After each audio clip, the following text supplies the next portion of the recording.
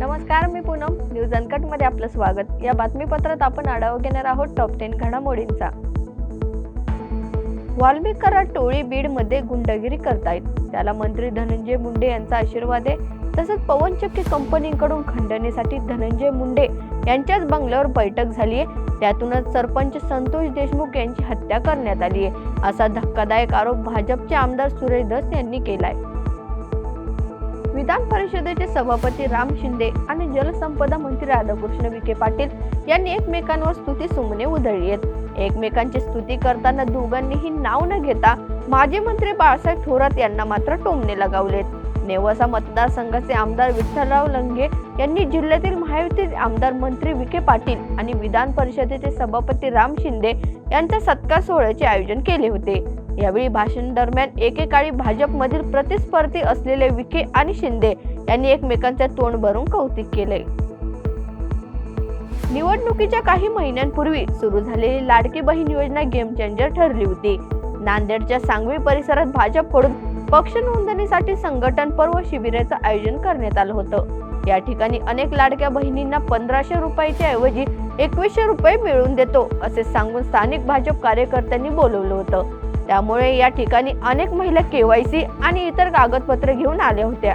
मात्र प्रत्यक्षात केवायसी आणि इतर माहिती घेऊन भाजपचे कार्यकर्ते या लाडक्या बहिणींना पक्षाचे सदस्य करून घेत होते.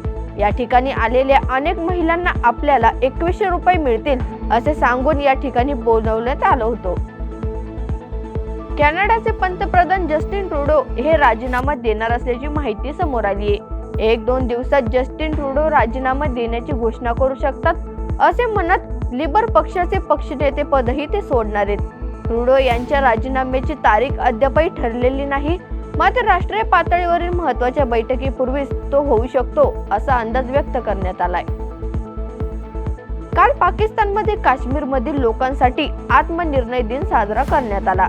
यावेळी पाक पंतप्रधान शहबाज शरीफ यांनी भारतावर अनेक आरोप करत पुन्हा एकदा सार्वमताचा मुद्दा उपस्थित केलाय. पाकिस्तान नेहमी जम्मू काश्मीर मधील लोकांच्या आत्मनिर्णय हक्काच्या बाजूने उभा आहे.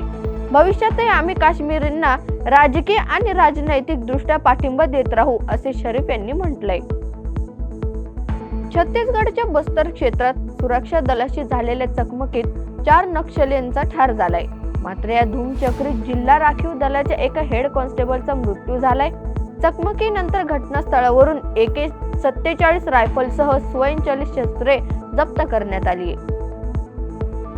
गुजरात मधील पोरबंदरच्या बाहेरील विमानतळावर काल दुपारी भारतीय तटरक्षक दलाचे हेलिकॉप्टर कोसळले आणि त्यात 3 सदस्यांचा मृत्यू झालाय.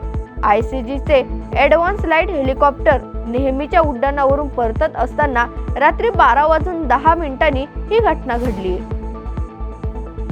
छत्रपती संभाजीनगर मधील शहागंज परिसरात एका दुकानाला आग लागल्याची घटना घडली आहे. शॉर्ट सर्किटमुळे दुकानाला आग लागल्याचा अंदाज व्यक्त करण्यात आलाय. या आगीत सुदैवाने कोणतीही जीवितहानी झाली नसून मात्र लाखो रुपयांचं नुकसान झालंय. तात्काळ अग्निशमन दलाच्या जवानांनी अथक प्रयत्नांनी आग आटोक्यात आणली. एकीकडे राज्यात गारठा वाढू लागलेला असताना आता पुढील 2 दिवसात राज्यात पावसाची शक्यता वर्तवण्यात आली आहे. मराठवाडा आणि मध्य उत्तर महाराष्ट्रात हलक्या ते मध्यम पावसाची शक्यता असल्याचं हवामान विभागाने वर्तवलंय. आता पुन्हा नागरिकांना गारठ्यासह हलक्या पावसाच्या सरीही गाठणार आहेत. 2024च्या शेवटच्या महिन्यात रिलीज झालेल्या पुष्पा 2 न तेलुगू फिल्म इंडस्ट्रीमध्ये इतिहास रचलाय.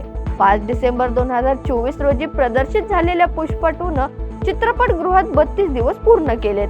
आज फक्त 2 प्रकारचे आकडे हेडलाईन मध्ये आहेत.